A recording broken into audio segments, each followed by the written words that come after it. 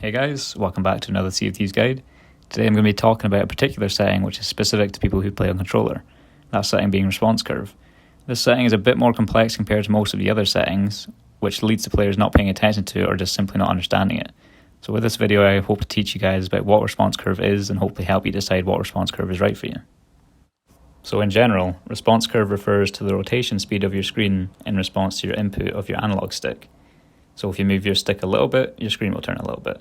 If you move your stick a lot, your screen will turn a lot. This is important because it effectively changes your sensitivity depending on how much you're moving your stick. Now the reason that something like response curve exists is because FPS games want to allow you to turn your screen freely and fast when you want to, but also allowing you to make very small adjustments when you need to do something like aiming, for example. So the way to think about response curve as a number is basically a value that will decide how much your screen rotation speed will increase depending on how much you move your stick. So back to what I said about stick movement and screen rotation. It's best to visualize this graphically and it's still fairly simple to understand. So if we look at the simplest form of a response curve, this would be linear or 1. You can tell by looking at it, this means that it's a consistent and constant increase of stick movement and screen rotation. So in theory, this seems like the easiest to understand in-game, as each increase in the amount you push your stick should feel like the same increase in screen rotation speed each time. However, despite what I've just said, the default response curve in Sea of Thieves and most FPS games is actually higher than 1. In Sea of Thieves it is 3. This takes us into what I will call standard response curves, which are all valued over 1. These are some examples of what standard response curves could look like. So first thing to note here is that these curves aren't completely accurate, they're just rough estimates of what certain response curves could look like. The higher the number, the farther to the right the curve will push outward. So say these curves could be valued at say 2, 3 and 4 in terms of response curve on Sea of Thieves, from left to right. You'll be able to tell that the closer your number is to 1, the more your curve resembles the linear line of a 1 or a linear response curve, hence being more consistent. The reason for these standard response curves existing is what I was talking about earlier.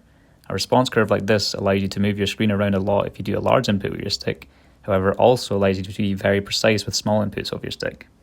You can see this by the shape of the curve, as at the beginning if you increase the stick movement, there's a very small increase in screen rotation.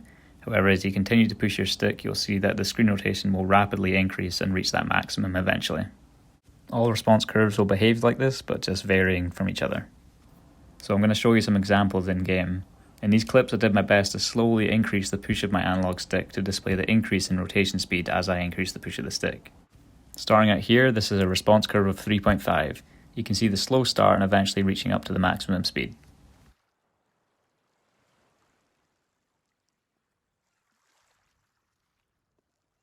Here we have a 5.0 response curve, which is the maximum you can actually use, and you'll see that it is similar to the 3.5 but a much slower start and again eventually reaching that maximum speed as towards the end.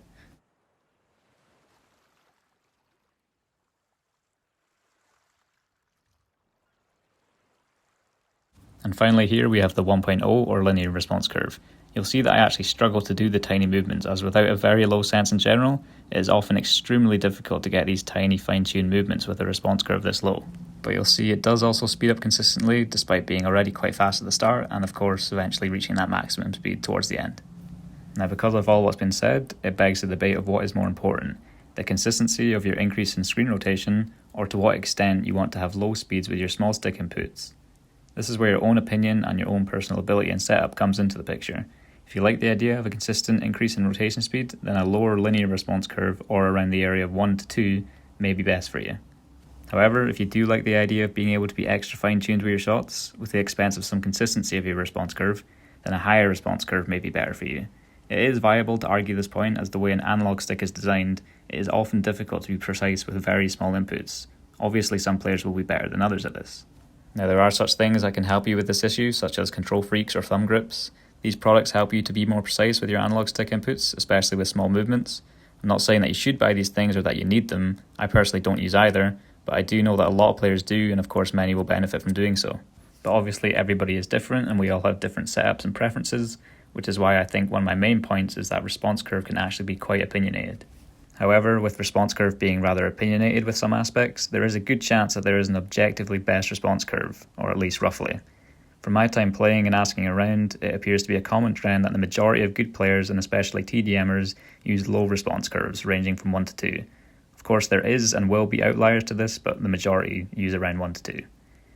Main reason being what I mentioned prior about lower response curves is the preference of consistency with their screen rotation. As we all know that most of these players will also be talented with aiming, so they don't feel swayed towards using higher response curves for helping them with fine-tuned shots, since they simply don't require it. If you are wondering what I personally use, I'm currently still experimenting with different levels of response curve, but I am definitely more in favour of the lower response curves due to the reasons I've just mentioned. And just a final quick tip, if you are interested in selecting a response curve which isn't a multiple of 0.5, you can also use a mouse to select a value to the nearest 0.1. Well guys, that'll be all for today. If you enjoyed the video, please feel free to like and subscribe to the channel, I'd really appreciate it. Let me know if I missed anything or if you have any comments, please leave them down below. I'll see you guys in the next one. Bye.